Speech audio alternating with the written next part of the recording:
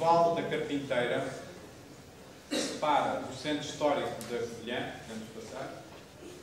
O centro histórico da Covilhã, isto aqui não se percebe muito bem esta imagem, mas está sensivelmente aqui. E depois há dois vales que estão aqui bem melhor definidos, que é este, o Vale da Carpinteira, onde se construiu o ponto que hoje lá existe, e deste lado o Vale da Voldra, que é o da Universidade. O arquiteto Nuno Teotónio Pereira fez para o programa Polis um plano muito interessante, em que ele propunha que se tentassem esbater as diferenças de cota. Ele dizia aplanar a cidade, no sentido da cidade, que hoje é dificílimo de percorrer a pé, hoje é um bocadinho mais fácil, mas passasse a ser acessível através de pontes e de outros sistemas de elevadores, etc. E encarregaram-me, no contexto desse programa e desse plano, de fazer esta ponte de Carpinteira. Podemos passar? Portanto, deste lado é o centro histórico. Aqui em cima está a Serra da Estrela, já vimos aquela imagem muito bonita. Depois o Vale da Carpinteira serpenteia por aqui abaixo e deste lado está um bairro periférico e aqui está a piscina municipal, que é relativamente feia, mas que é uma das imagens que eu tinha na memória de quando fui à Covilhã, uma ou duas vezes, quando era pequeno. Depois em baixo temos um vale enorme que é a Cova da Beira. Podemos passar? O que é que eu pensei? A primeira vez que fui aqui a este sítio, olhar para o vale, a distância são cerca de 225 metros, porque foi otimizado, no ponto em que era mais fácil fazer esta ligação. E eu olhar daqui, estava sem o engenheiro que fez o projeto comigo, aliás foram vários, mas o que iniciou foi o António Dona Fonseca, e eu pensei que era impossível, eu não conseguia fazer uma ponte racional e normal que levasse os peões de um lado para o outro, que era uma coisa que me transcendia completamente. E então comecei a pensar a pouco e pouco, fiz primeiro um outro projeto que o Presidente da Câmara não aceitou, mas primeiro pensei que deveria fazer um tramo mais ou menos perpendicular ao desenrolar do vale e que esse tramo poderia ter dois pilares. Podemos passar? E eu com isso queria construir uma espécie de pórtico, como se fosse um arco, que ligava um lado e outro do vale, portanto ligava este lado a este, e depois ligava também a Serra da Estrela e a Cova da Beira, que estão ligadas pelo Vale da Carpinteira. E então eu estava a propor uma imagem, uma espécie de pi, que é uma espécie de arco reto. Nós sempre lembramos dos arcos mais ou menos celebratórios, arco de triunfo, coisa desse género, que normalmente têm um arco redondo. Aqui eu queria fazer um arco reto da forma mais simples possível e depois fazer a ligação às duas margens, onde era possível, à mesma cota, e precisava de mais dois pilares, porque do ponto de vista estrutural não era possível construir assim. Mas esses outros dois pilares eu não queria que existissem. E depois já vou explicar como é que tentei ultrapassá-los. Portanto, a ponte tem 4 metros de largura, a viga tem 1,70 m de altura, que é a mesma dimensão que a largura dos pilares, e depois tem um muro interior em madeira com uma linha de iluminação de cada lado. Está aqui mais ou menos explicado. Portanto, temos ali ao fundo a Cova da Beira, o Vale da Carpinteira, um dos pilares bons e um dos pilares maus, e começa-se a perceber a elegância deste tabuleiro com 1,70 m. As pessoas normalmente, quando tem sido muito publicada a ponte e quando eu não dou explicações porque não consigo responder ao jornalista ou qualquer coisa do género, eles fazem sempre uma nota destes pilares estranhíssimos que eu aqui pus, e mesmo os meus amigos, quando vão visitar às vezes a Covilhã e vão lá ver a ponte, depois dizem: ficámos a discutir imenso tempo aqueles pilares que ninguém consegue explicar, não há maneira. Portanto, aqui vemos ainda desnudado daquele interior em madeira, o tabuleiro começar a ser montado com muito cuidado para se manter este pinheiro que é lindíssimo, do lado da plataforma da piscina e ali do outro lado vê-se o que é o morro do centro histórico, mas que na realidade está envolvido por edifícios bastante banais. Podemos passar? Isto que está à vista é sem passo. Nos pilares, aqueles pilares paralelepipédicos são preenchidos depois no interior com betão, mas tem uma espécie de perfragem perdida que é também aço.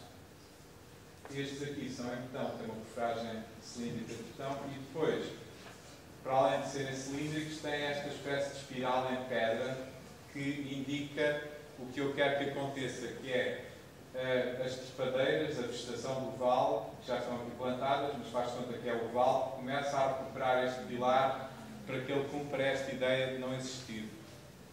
O pilar tem tido problemas psicológicos. Podemos passar. Portanto, estamos mais ou menos no mesmo momento da construção, antes de içar o tramo central. Podemos passar? Isto é uma fotografia da ponte já construída. Normalmente parece uma fotomontagem. Este é um pilar cilíndrico, os outros dois retangulares, paralelepipédicos. Lá em cima a Serra da Estrela e aqui em baixo a Cova da Beira. E o vale é fabuloso, o Vale da Carpinteira, porque é um vale onde estavam construídas a maioria das fábricas de lanifícios em granito, vamos ver aí imagens de algumas, e depois com planos inclinados para estender a lã. E entre a vegetação, a passagem da Ribeira da Carpinteira e este mundo de granito, isto é um espaço completamente fabuloso. Vamos passar? E quando se desce lá abaixo, parece que é de planeta ou de século. Portanto, continuamos a ver a Cova da Beira, que é uma área quase plana, extremamente fértil. Há quem diga que Portugal se iniciou neste enorme vale extremamente fértil. E agora já se vê a ponte construída, com os 225 metros, no centro 70 e tal metros, entre o tabuleiro e o fundo do vale, e os pilares têm 50 e tal metros. Aqui estão a ver uma das fábricas abandonada. Esta fábrica vai ser objeto de uma intervenção de um paisagista, que é o Luís Alçada Batista, que eu penso que será um projeto bastante interessante. Mas este momento é bom para explicar que, como havia aquele problema do enfunamento na chapa, que é um bocado inesperado, eu pensei que tinha que pintar a ponte de uma maneira tal que as pessoas não ficassem a olhar para a superfície de uma maneira direta. E então tive esta ideia, que era pintar este plano exterior de branco, e o do outro lado também branco, e depois o intradorso da ponte negro. E isto faz um contraste muito grande para começar, mas depois cria uma sensação bastante curiosa, que é, nós temos como se fosse um plano com 225 metros de comprimento, com 50 e tal metros de altura, com 1,70 m, mas é como se fosse uma folha de papel que está ali no ar, porque só tem a espessura da tinta branca. Porque assim que muda a aresta, assim que se passa para o outro plano, isto passa a ser tudo pintado de preto. E então isto cria uma sensação um pouco ilusória de uma atração tal do ponto de vista plástico que eu, pelo menos, deixei de pensar no enfunamento da chapa. Deixei de pensar no enfunamento da chapa, podemos passar, e passei mesmo a achar que o enfunamento da chapa, que aqui não se vê, mas vê-se noutras imagens, se tiverem contenção, e vêm lá se forem ver, acaba por ter até um certo interesse, tem um ar dá um sentido frágil àquela construção, que é acentuado por este sistema de pintura. Lembra-me um pouco os planos de betão à vista do Tadauan, por exemplo, que tem aquela ondulação da perfragem em que foram moldados. E então passei a aceitar completamente este sistema construtivo a que tínhamos chegado, sem ser de uma forma totalmente intencional. Podemos passar? Aqui vê-se o interior em madeira. Levar completamente ao limite as possibilidades tecnológicas do aço e da construção de uma ponte, tem mãos enormes, faz com que se constitua, a ponte se constitua como uma espécie de objeto que se relaciona com a paisagem, com o construído, de uma forma relativamente radical, e dessa maneira, por quase oposição, se consegue relacionar com tudo o que já lá estava. Podemos passar?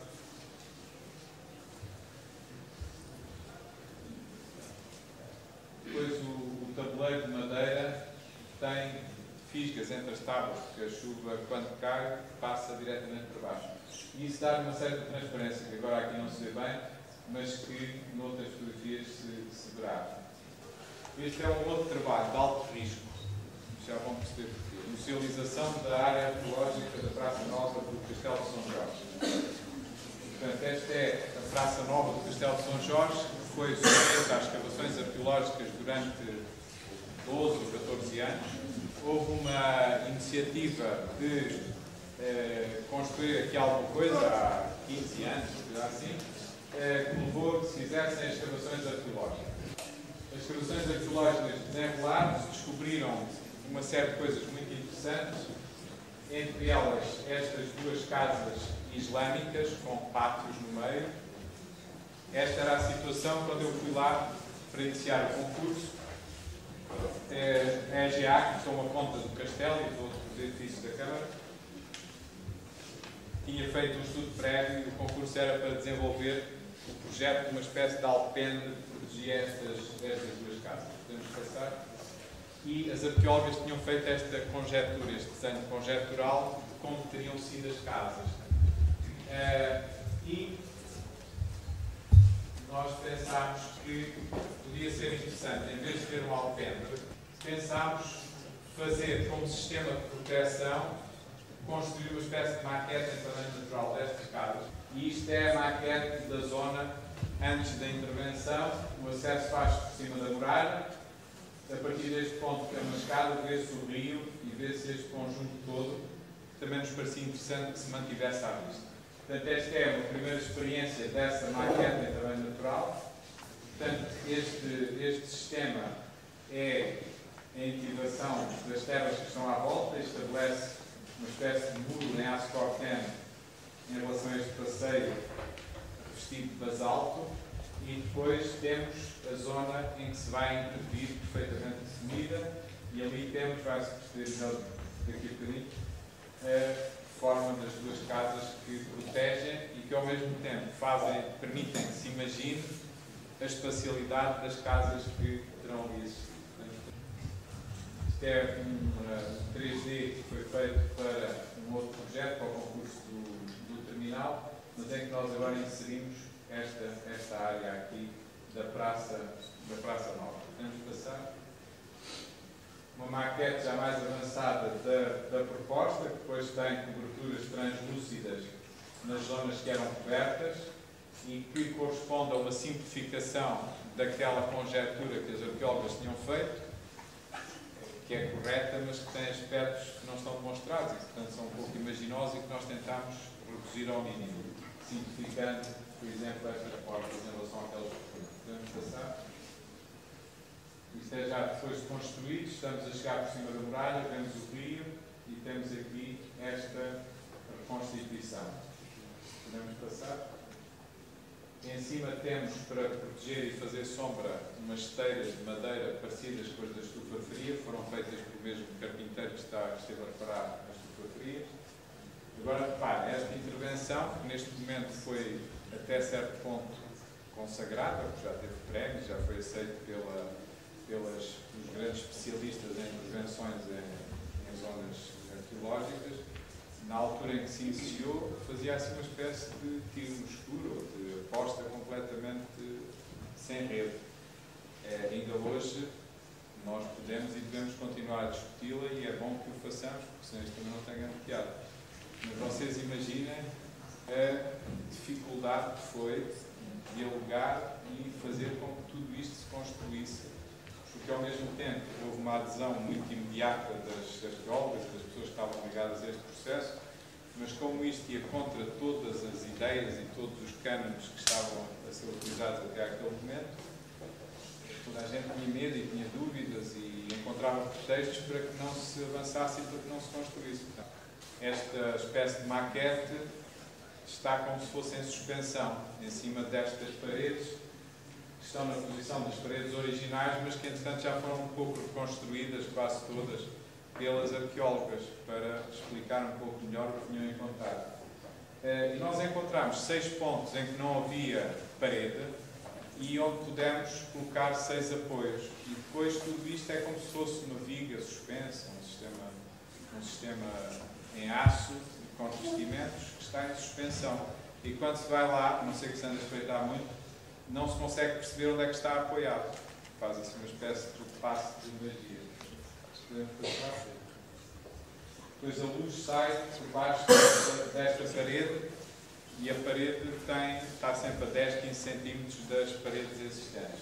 Este é um segundo projeto para este sítio que eu apresentei a semana passada, no âmbito de um programa que a Câmara de Lisboa tem, que se chama Orçamento Participativo.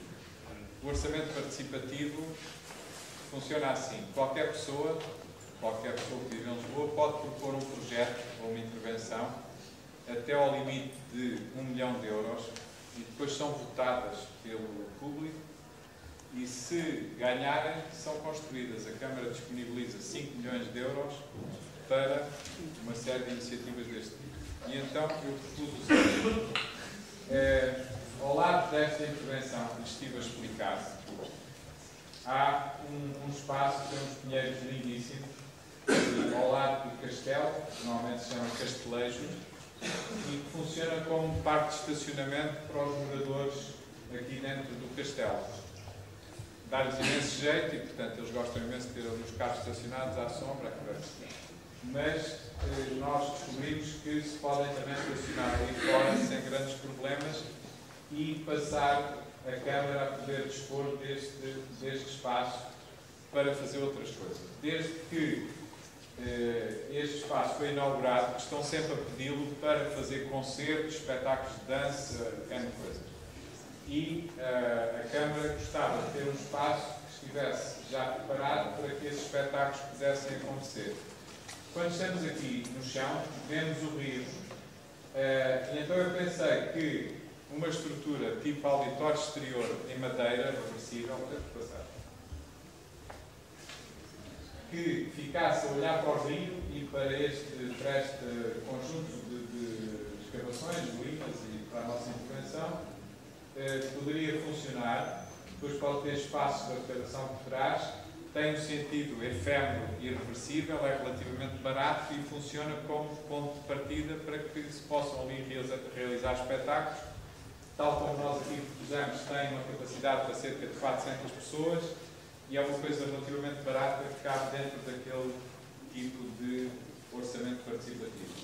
Os pinheiros são muito mais bonitos, como já viram, do que o que está na maquete. Podemos passar. Isto é um render para se perceber um pouco, se vê. A partir do chão vê-se logo o rio. Portanto, é um espaço fantástico, porque este espaço é muito interessante, porque é um espaço ainda bastante grande, dentro do castelo, com uma vista incrível, com um silêncio fantástico, é um espaço lindo. Podemos passar? Agora vou-lhes mostrar um trabalho que iniciei há uns meses, mas para o qual ainda não estou formalmente contratado, que é a intervenção no Centro Histórico de Évora. E o Centro Histórico dentro desta cerca que é chamada Cerca Velha. E é uma intervenção aqui em Évora. A cidade, a Câmara tem que fazer uma série de intervenções do subsolo para alterar as redes, para meter fibra óptica, coisas desse género. E isso faz com que se vá repavimentar a cidade e reorganizar em certa medida, de uma maneira relativamente superficial e epidérmica, toda esta área do centro histórico que tem uma série de problemas, uns mais estruturais, outros mais superficiais. Isto é o Skyline. Acho que isto foi feito mesmo a partir daqui dos leões. É uma planta que nós fizemos no centro histórico, que tem a vermelho a muralha, aqui a zona do palácio, que as pessoas pouco conhecem porque não é muito visitada. E depois tem o piso térreo de todos os edifícios desta zona do centro histórico dentro de muros.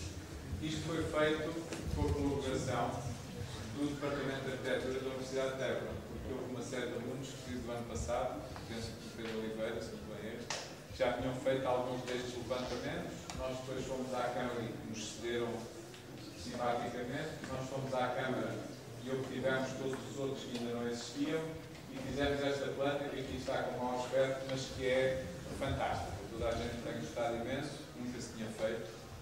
É uma estreia absoluta e esta planta tem imenso interesse por este trabalho porque permite perceber as relações entre o interior e o exterior de cada um destes edifícios do centro histórico para uma série de operações que nós agora vamos ter que realizar aqui.